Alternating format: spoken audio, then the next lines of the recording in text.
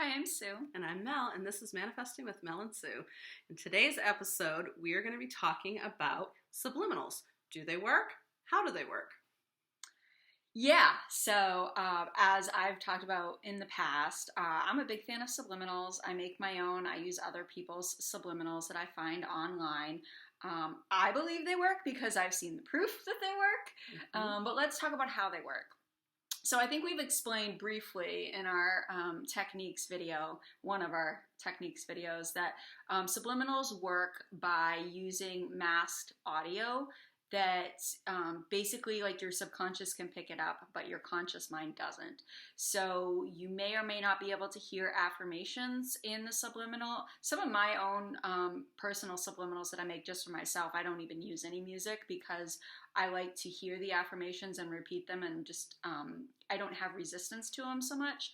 But other subliminals I do use masking music for, and I would recommend it if you are concerned about having a lot of resistance to the thing that you're manifesting, because then you're not questioning it while you're listening to it anyway. Exactly. So what are your thoughts on subliminals, and do they work for you? 1,000%. I love them. I use them all the time. I recommend them to friends and family. I actually, she's recorded subliminals for me. I've recorded my own. I actually use ours more than anybody else's because I love them so much, and they work. They really truly do. If I'm listening to my own, sometimes I'll mask it, other times I won't. Typically though, either way works for me. If I really want to hear the affirmations like you said, and then I'll listen to the ones that you can actually hear, or even rampages. I enjoy listening to a good rampage. And if you don't know what a rampage is, it's kind of like an assertive affirming. Very powerful. Very powerful. Vocals, yeah. So versus my SP loves me so much. My SP wants to be with me so much. My SP is constantly blowing up my phone. So that's kind of, affirming. But if you do a rampage, you're like, my SP is so in love with me. My SP can't be without me. My SP is constantly blowing up my phone. So you got more of that assertiveness behind it. So that's kind of what a rampage is. Yeah, I lost my train of thought. But I use a ton of subliminals. Here's what I wanted to talk about. How often do you listen to subliminals, and how much do you have to listen? Do you have any rules that you follow for listening? Or I just listen as I feel like it. I do listen to them all the time, pretty much daily. But yeah, I listen to them while I sleep. If I'm driving, if I'm like on a trip or something, a long car ride, I'll listen to them. If I'm only going, down the street 5-10 minutes, I'll listen to shorter ones. Like I'll listen to the YouTube channel ones that you made.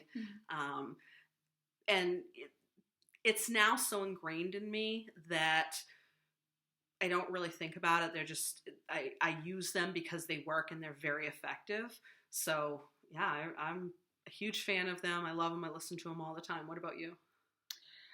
Yeah, pretty much all the time.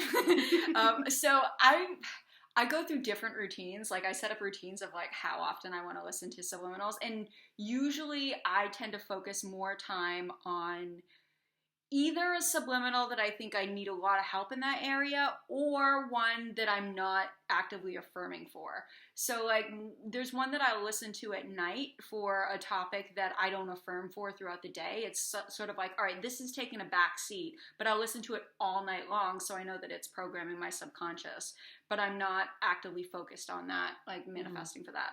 But during the day, there's a booster that I listen to in the morning. I just found a really awesome one. I'll have to send it to you. So I listen to a booster first, because some boosters are designed to basically speed up your subliminal results or manifesting results. Some are designed to remove limiting beliefs that you might have. There are self-love subliminals that will also help with manifesting and getting results.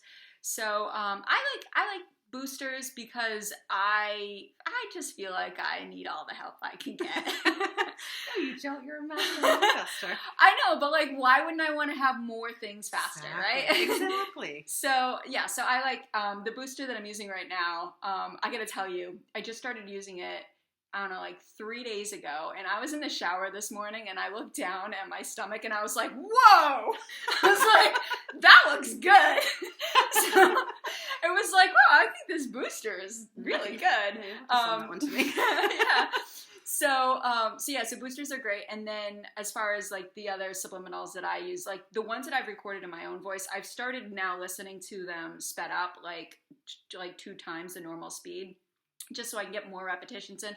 I found that because I can still hear my voice and the words that I'm saying, that I can still understand it when it's sped up, which is good to know. Mm-hmm. So I listen to almost all of my own subliminals sped up now. But yeah, that's basically it. Like I'll listen generally for a couple hours in the morning, and I listen to a ton. I have like probably like 15 maybe 20, because I have like 15 of my self-concept subs, and then I listen to like 5 money ones later on in the day. But I'll probably spend like an hour or 2 hours on my self-concept subs, and then another hour later in the day on my money subs, and then the other one overnight. So yeah, I agree with you on that. I think self-concept, if you're gonna really focus on any area, I think self-concept should be the number one area that you focus on. It's important to feel worthy, to feel deserving, because if you don't feel like you deserve what you desire, then it's going to make it more challenging for you. Not impossible. Not necessarily. Like somebody may already have good self-worth, or it might not be a limiting belief for them to manifest that one thing.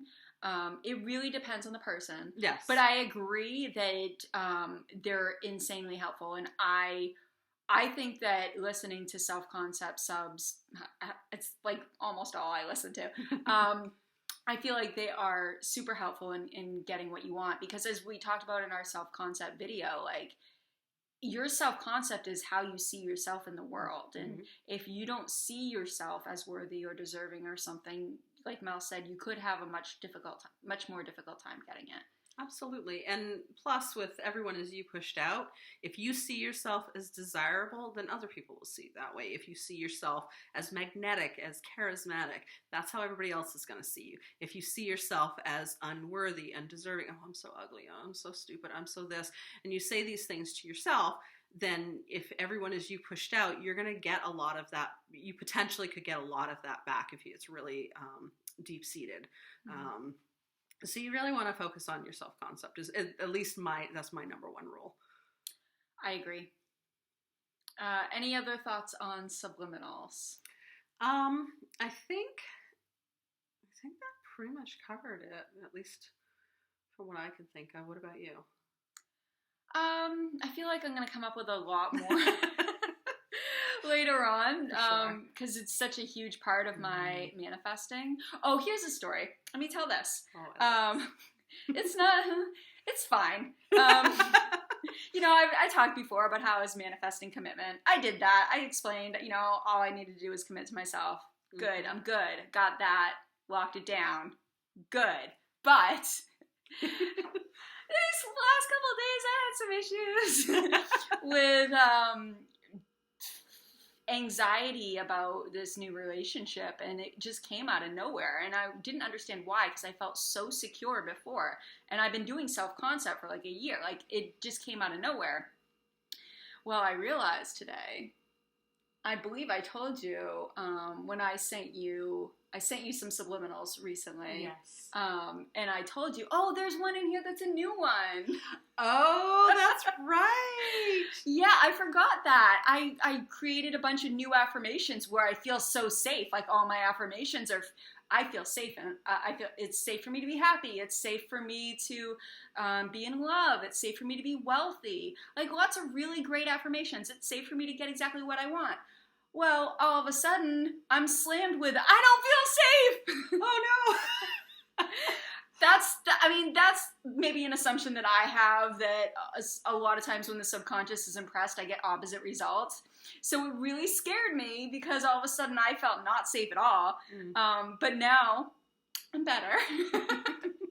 I'm better. I got it under control, and I know now that it was just my subconscious is purging feelings of not being safe.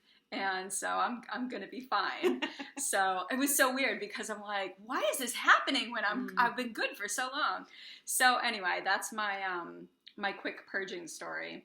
And we've been doing this for quite some time. We have been studying it immensely over the years, and so even with the experience that any manifesting coach has, we're not immune to experiencing resistance or purging or any of those things. We can still deal with that, and we just know how to use the tools that we have in our toolbox. You could probably affirm that those things don't happen to you. I just have so many affirmations already that I'm just like, I'm not adding any more right now. I mean, I'm constantly adding more. It's like, all right, how many more should I add, right? Right. But it's working, so I'm going to stick with it. Awesome. I love that. All right, so I think that's it for this week. I think that was good. So please like, share, and subscribe. Don't forget to comment, and also go out and manifest that dream life.